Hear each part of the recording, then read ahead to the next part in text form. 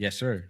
Alam naman po natin lahat, batid natin lahat, na si Apo Lakay, Ferdinand Marcos Sr., ang number one na lumaban sa komunista dito sa Pilipinas. Batid naman din po natin na ang nag-execute sa Tsar kay Nikolai at sa kanyang mga anak, sa kanyang pamilya, ay ang komunista. Alam mo po ba niyo yun? Yes, sir. Opo. Ngayon, sino po ba ang pangalawang pangulo na lumaban sa komunista? Sino po, sir? Ay di si Pangulong Rodrigo Roa Duterte.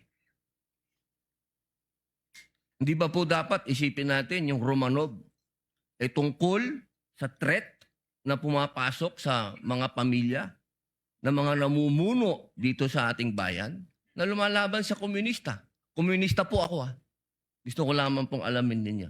Yes, sir. Well, insofar as the investigation on the issue of whether or not may Romanov or operation of Romanov, ang sabi ko po kanina, nasa intelligence service po namin yan. At I think ang makakasagot po niyan, Your Honor, yung director po namin. Opo, kasi nabanggit nyo kanina sa usapan po ninyo si Baste. Yun